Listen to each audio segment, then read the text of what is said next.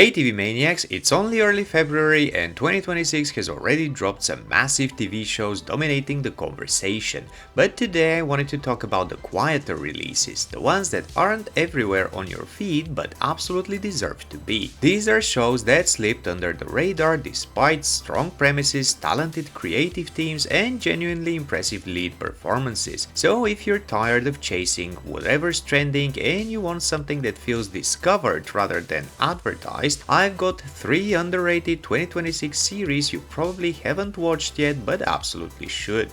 Let's jump right in. How long you been here? 6 months. And what does your husband do? Communications envoy for the associate to the U.S. ambassador to the USSR. Stop it. Come on, we both know what our husbands really do. Kicking things off with Ponies, which is one of those shows that should have been everywhere the moment it dropped because the premise is instantly addictive. We're in 1977 Moscow and the ponies in the title aren't horses. It's intelligence slang for persons of no interest. In other words, the people no one pays attention to, and that's exactly why this story works. 2 American embassy secretaries, B, played by Emilia Clarke, and Twyla, played by Haley Lou Richardson, have their lives shattered when their husbands, who were secretly connected to intelligence work, die under mysterious circumstances. And instead of being sent home and forgotten, B and Twyla make a wild choice. They push their way into the world that got their husbands killed and become operatives themselves, because if anyone can move through Moscow unnoticed, it's the people everyone overlooks. What follows is this really slick, surprisingly funny buddy spy thriller where the tension comes from watching 2 women learn the rules on the fly, how to survive a city where every conversation might be monitored, how to play roles convincingly, and how to keep going when grief is still sitting in their chest. What makes these 2 characters so compelling is how human and how different they feel. B is sharp, controlled, and unapologetically type A, the kind of person who's always observing, always calculating, always 3 steps ahead. She's been underestimated her entire life and she's learned how to use that to her advantage. Emilia Clarke plays her with this quiet, coiled intensity, grief simmering just beneath the surface mixed with intelligence, restraint, and a growing sense of resolve. B isn't chasing thrills or power, she's chasing truth, and watching her realize just how much of her life has been built on half-truths becomes one of the show's most compelling undercurrents. Twyla, by contrast, is all energy and emotion. She's loud, uninhibited, and impossible to ignore, which makes her feel like the last person you'd expect to survive espionage. She's working class, impulsive, openly scared, and deeply reactive, but that's exactly what makes her so relatable. Twyla doesn't hide how she feels and she doesn't pretend to be someone she's not. And over time you see her sharpen, not by becoming colder or more calculating, but by learning that her instincts, empathy, and emotional honesty can actually be strengths in a world built on deception. Together, B and Twyla make a genuinely electric duo. Control and chaos, strategy and instinct. Their dynamic, grief-stricken but defiant, cautious but curious, gives the series its emotional backbone. They argue, misread situations, second-guess themselves and make very human mistakes, and that's exactly why their transformation feels earned. Ponies keeps circling the same question.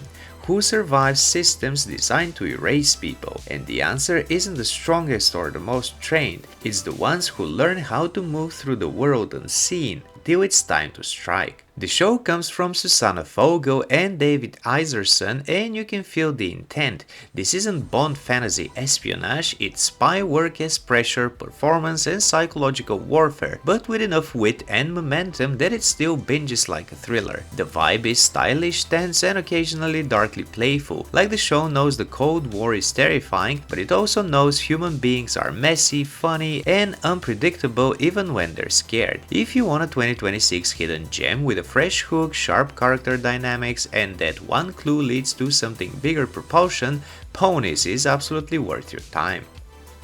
The trick of the job is not to die of boredom.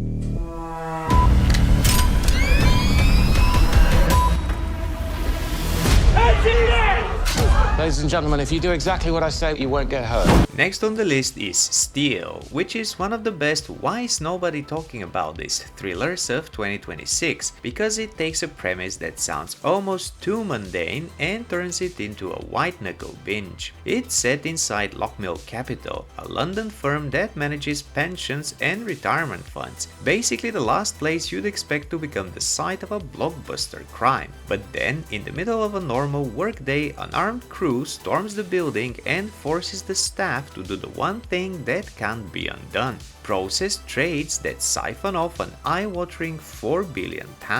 It's not a smash and grab, it's a precision operation, modern, digital, and terrifyingly plausible, and the tension comes from watching ordinary employees realize they're being turned into the weapon. The story is anchored by 3 characters, and the show is smart about how different they are. Zara Dunn, played by Sophie Turner, is a trade processor, competent, guarded, and clearly someone who's used to keeping her head down and getting through the day. But once the heist kicks off, Zara becomes the focal point of everything. The criminals need her skills, the hostages look to her, and when the dust starts to settle, she becomes the person everyone's watching the closest. Turner is terrific here, playing Zara as someone who's frightened but not fragile, reactive but not helpless, and possibly more complicated than she first appears. Luke Selborn, played by Archie Madekwe, is Zara's colleague and closest person inside that office, and he is the emotional temperature of the whole situation. Where Zara goes into survival mode, Luke is the one you can feel absorbing the trauma in real time. The fear, the helplessness, the rage, the shock of realizing the system you work in can become a trap. He brings a grounded, believable energy that makes the story hit harder because it never feels like a slick fantasy. It feels like something that could actually happen. And then there's DCI Rhys Kovac, played by Jacob Fortune-Lloyd, who enters as the investigator trying to untangle the mess from the outside, but he's not written as a clean, flawless detective. Rhys is sharp and persistent, but he's also got his own life issues snapping at his heels. The show makes a point of giving him personal stakes and pressure points, and he comes across as someone trying to do the right thing in a case designed to swallow people whole. Now here's the important part. Steel doesn't stay inside the office, that's the ignition, but the series quickly reveals it's also about where the money goes, who benefits, and how many powerful people are connected to the pipeline. The scope widens into murkier conspiracy territory involving institutional interests and competing agendas, to the point where it becomes genuinely difficult to tell who's a victim, who's an opportunist, and who's quietly steering the entire situation. What starts as a high-concept, high-tension heist gradually transforms into a systemic thriller about finance, corruption, and how the modern world can be robbed without anyone needing to crack a safe. The show has that British crime thriller DNA throughout: tight structure, punchy cliffhangers, and a narrative that keeps folding in on itself without losing clarity. The pacing is addictive, the plotting keeps you guessing, and the performances give the story real weight. Tone-wise, Steel is tense, modern, and propulsive, part hostage pressure cooker, part money trail conspiracy, with a sleek sheen but a cynical bite underneath. It's not fun heist, it's this is what power looks like when it's wearing a suit. If you like smart, twisty thrillers with escalating scope, shows where one incident cracks open a much bigger truth, Steel is exactly the kind of hidden gem that deserves way more hype than it got. Is there a problem? Come on, let's please. Don't touch me. The detainee is Dr. Matthew Nolan. I believe he's responsible for the death of a woman in Beijing. Last but not least is Red Eye, which is technically a returning show, but since season 2 dropped in Jan 2026, I wanted to talk about it nonetheless. Red Eye is one of those thrillers that starts with a deceptively simple setup and then keeps reframing itself until you realize you're watching something far more layered and dangerous than you expected. Season 1 is built around a brilliantly claustrophobic premise. DS Hannah Lee, played by Jing Lucy, is assigned to escort Dr. Matthew Nolan, played by Richard Armitage, on an overnight flight from London to Beijing after he is accused of a serious crime connected to events in China. On paper, it's a routine extradition. In reality, once the plane is airborne, a chain of incidents begins to unfold that makes it clear this situation has been engineered and that the truth is being actively buried. What makes season 1 so gripping is how it weaponizes uncertainty. Nolan is written and played in a way that constantly keeps you guessing. Calm, intelligent, unsettling, and impossible to fully read. Hannah, meanwhile, is the perfect counterbalance.